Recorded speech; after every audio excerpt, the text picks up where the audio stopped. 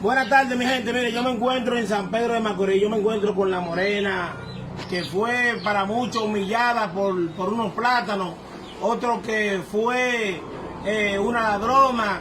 Y a mí, porque me humillan porque yo la estoy ayudando a ella. Sí, claro. Yo vine aquí a traerle esta estufa. Vine aquí a traerle esta nevera nueva.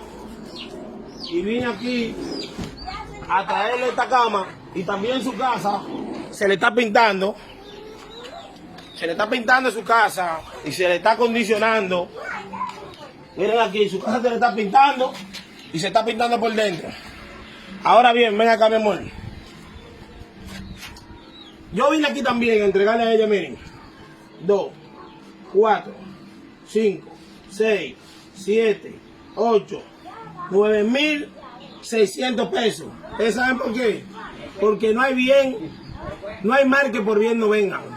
Y como yo soy un ladrón, al igual que ella, porque yo apoyo lo mal hecho, yo no apoyo lo mal hecho. Lo que yo soy una persona con conciencia, una persona que le duele el dolor del otro, una persona que le molesta que humillen y pisoteen a una gente sin necesidad.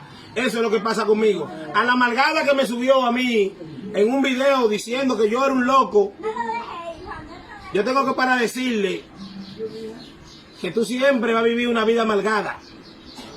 Y lo que tú quieras hacer, yo le voy a decir a los haitianos que te prendan 7 velones al revés, para que sea el diablo, que le vendan el alma tuya al diablo, Dios me perdone, para que tú nunca seas nada, porque tú siempre vas a ser una basura de mujer. No le digo más nada, esta es la página del que no se queda callado, ayudando a los más necesitados. Sigan esta página, que esto es un bien sin mirar aquí en ese milema. Lo bueno somos más. Mi teléfono 809-673-5090. Para mí no hay raza ni color. Solamente lo que yo hago es un bien.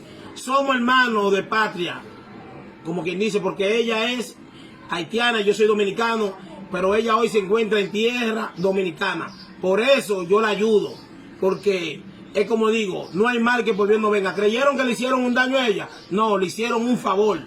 Yo le digo, maná, se despide el que no se queda callado de este lado.